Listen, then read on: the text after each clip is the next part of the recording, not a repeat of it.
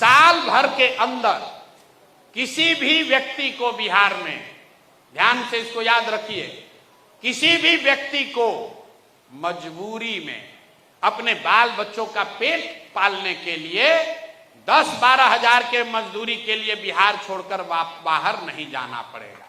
ये कैसे होगा, इसका पूरा ब्लूप्रिंट हम लोगों ने जारी किया है। पलायन को पिछले 3 बरस से जो हमने अध्ययन किया है, पलायन के 3 पहलू हैं।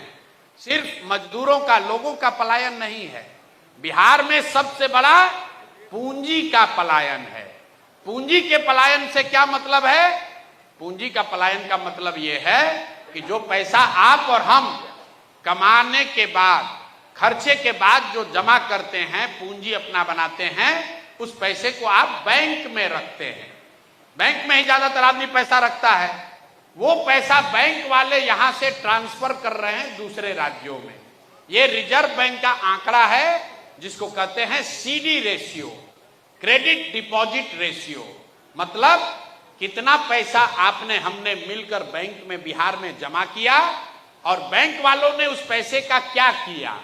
तो पूरे देश में इस रेशियो का आंकड़ा है 70%। मतलब भारत भर के लोगों ने यहां के बैंकों में जो पैसा रखा, 100 रुपया रखा, तो 70 रुपया बैंकों ने वापस उनको ऋण के तौर पर, लोन के तौर पर दिया, ताकि लोग रोजी रोजगार कर सके, अपना घर बना सकें, गाड़ी खरीद सकें, पढ़ाई कर सकें, कृषि कर सकें।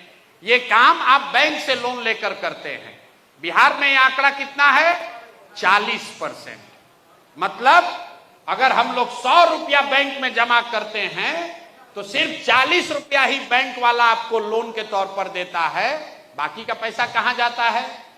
बाकी का पैसा जाता है गुजरात, तमिलनाडु, आंध्र प्रदेश, तेलंगाना, केरल, कर्नाटक। वहां पर सीडी रेशियो कितना है?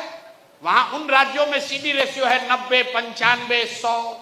मतलब अगर तेलंगाना में लोगों ने 100 रुपया बैंक में रखा तो बैंकों ने 95 रुपया लोन दिया।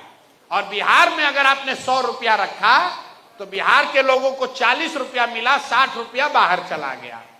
इसका असर क्या होता है? पिछले वित्तीय वर्ष में बिहार के लोगों ने कुल 4,21,000 करोड़ रुपया बैंक में जमा किया। ध्यान से याद रखिए, याद नहीं रहेगा तो जाकर गूगल पर आरबीआई का आंकड़ा देखिएगा, दूसरा कोई नहीं बताएगा। पिछले साल बिहार में हमने, आपने सबने मिलके 4,21,000 करोड़ रुपया बैंक में जमा किया और बैंकों ने लोन के तौर पर 1,61,000 करोड़ रुपया वापस समाज को दिया। बाकी का पैसा कहां गया? बाकी का पैसा करीब 2.5 लाख करोड़ रुपया बैंकों ने दूसरे राज्य में भेज दिया। और ये आज नहीं हुआ है, 1990 से लगातार यही होता आ रहा है। तो 1990 से लेकर पिछले साल तक रिजर्व बैंक ऑफ इंडिया बता रहा है कि 1990 से लेकर पिछले साल तक 26 लाख करोड़, 26,35,000 करोड़ रुपया यहां के बैंकों ने बिहार के लोगों का दूसरे राज्य में भेज दिया। आप अंदाजा लगाइए, आप एक मरहोड़ा मिल के लिए झगड़ा कर रहे हैं, एगो कोई रेलवे का चक्का का फैक्ट्री लगा दिया तो आप सोचते हैं रोजगार आएगा। 26 लाख करोड़ रुपया जो आपका हमारा था, ये पैसा बैंकों ने दूसरे राज्य में भेज दिया। तो जब तक पूंजी के पलायन को आप नहीं रोकिएगा, तब तक यहां समर्थवान बुद्धि का पलायन नहीं रुकेगा।